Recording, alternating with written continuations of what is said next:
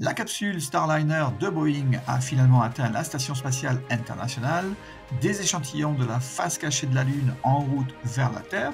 La date exacte du premier vol d'Ariane 6 est dévoilée. L'essai en vol du Starship IFT-4 a décollé. SpaceX vérifie le pas de lancement après le vol d'IFT-4. De nombreuses fusées ont été lancées à travers le monde. Salut à tous et à toutes, bienvenue dans votre dernier épisode d'Espace News avec moi, Christophe Paget. Je viens d'avoir une semaine de congé, donc cet épisode couvre 2 semaines d'actualité spatiale.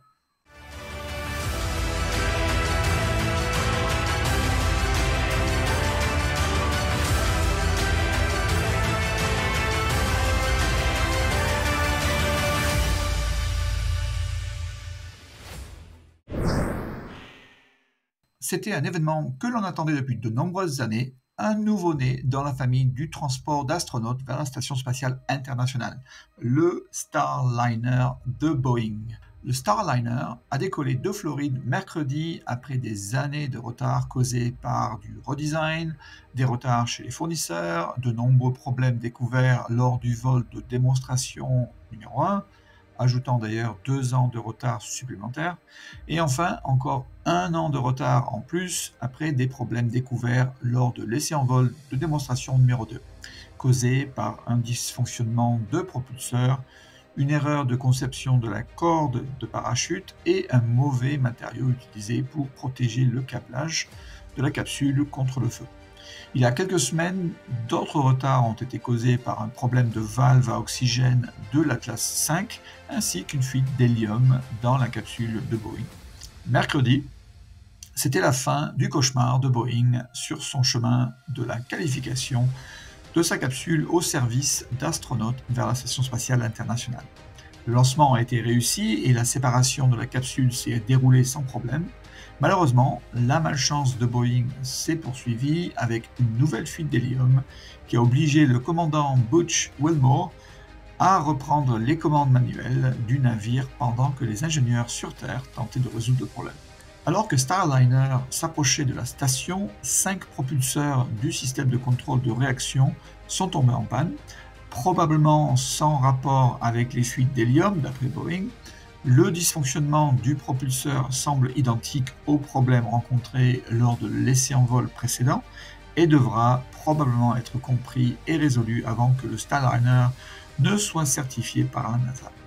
La capsule est arrivée à la station jeudi 6 juin et l'équipage y restera jusqu'au 18 juin.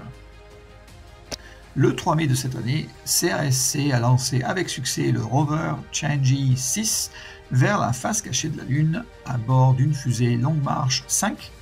Pour cette raison, il y a quelques mois, un satellite relais avait été envoyé pour permettre une communication directe entre la face cachée de la Lune et la Terre. Dimanche, le rover a atterri sur un cratère géant censé contenir des traces d'eau. Des échantillons ont ensuite été prélevés à l'aide d'une perceuse et d'un dispositif de ramassage et stockés dans un récipient sous vide métallique. Le conteneur a ensuite décollé de la surface lunaire mardi et en route pour rencontrer une capsule et transférer ses échantillons. La capsule a quitté l'orbite lunaire et devrait atteindre la Terre ou plus précisément se poser dans le désert de Mongolie intérieure vers le 25 juin. Le directeur général de l'ESA, Joseph Aschbacher, a publié la date précise du lancement d'Ariane 6 au Salon aéronautique ILA de Berlin. Le vol inaugural devrait avoir lieu le 9 juillet 2024. Nous avons récemment vu la charge utile encapsulée à l'intérieur du carénage, prête à être placée au sommet de la fusée. Arianespace a également effectué une répétition générale ces derniers jours. Donc, tout semble prêt pour le 9 juillet. Alors, abonnez-vous pour voir le résumé du vol inaugural d'Ariane 6. Après 3 essais en vol de la fusée la plus puissante et la plus grande jamais construite, SpaceX a lancé avec succès son 4e prototype volant sur une trajectoire suborbitale comme pour l'IFT numéro 3.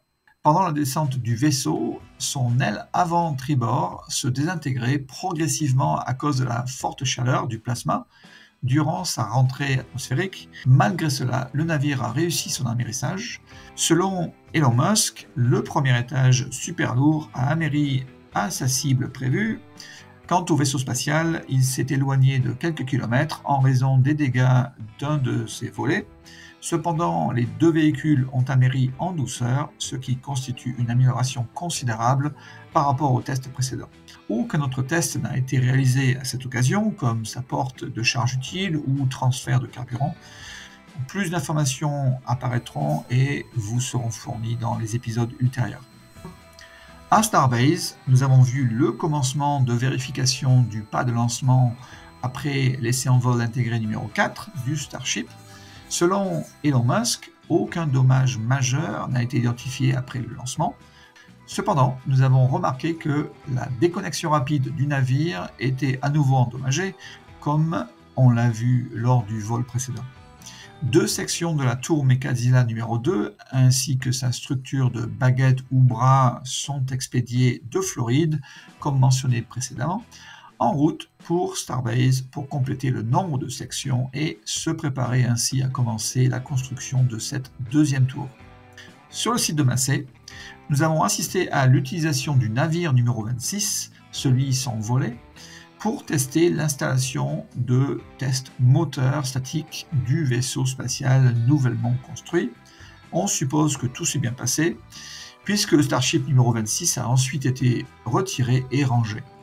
À côté se trouvait le prototype B14.1 en cours d'installation avec un support qui sera ensuite testé en compression.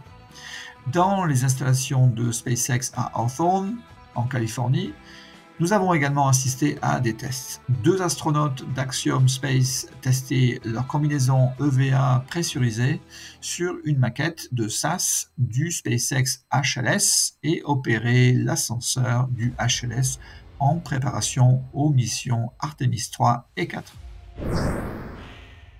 Le 30 mai a eu lieu le vol inaugural d'Aniban de la compagnie Anycool Cosmos en Inde, juste après la préparation de mon épisode.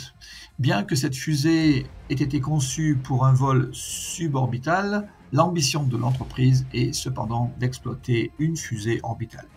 Le lendemain, Galactic Energy a lancé une CIRES-1 pour sa mission Heroes avec 5 satellites à bord depuis la Chine.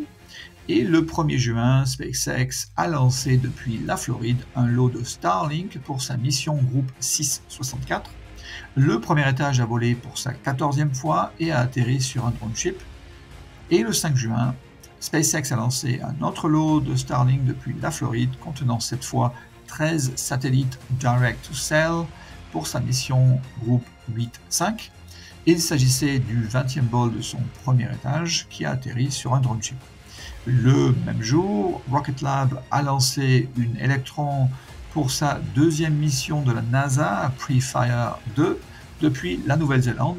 Le même jour a eu lieu l'essai en vol tant attendu de certification de la capsule Starliner de Boeing au sommet d'une fusée ULA Atlas V depuis la Floride vers la Station spatiale internationale avec 2 astronautes à bord, comme mentionné précédemment.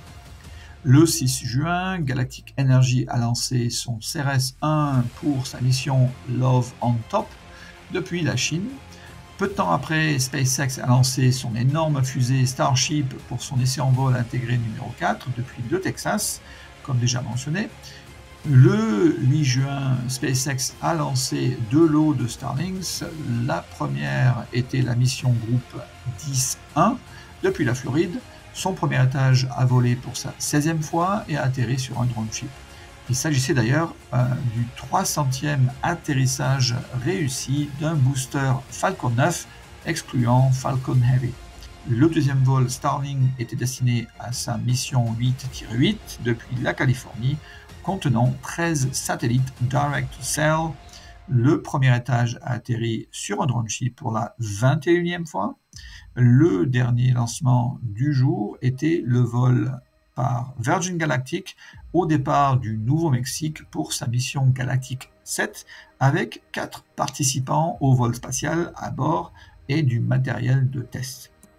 En résumé, entre le 1er janvier et le 13 juin 2024, 116 fusées ont été lancées avec succès, dont 73 provenant d'entreprises américaines, 27 d'entreprises chinoises et 3 d'entreprises indiennes. Je vous laisse avec cet ancien témoin, ce magnifique amas globulaire NGC 2005 pris par le télescope spatial Hubble avant qu'il ne rencontre d'autres problèmes techniques. NGC 2005 est situé à environ 162 000 années-lumière de la Terre, soit 1,5 trillion de kilomètres. Les amas globulaires sont des amas densément peuplés qui peuvent constituer des dizaines de milliers ou même des millions d'étoiles. Leur densité signifie qu'ils sont étroitement liés gravitationnellement et sont donc très stables. Cette stabilité contribue à leur longévité.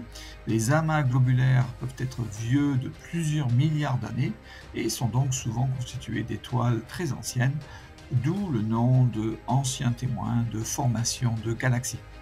Merci beaucoup d'avoir regardé votre épisode d'Espace News. Je m'appelle Christophe Paget et je vous souhaite une excellente semaine. Au revoir.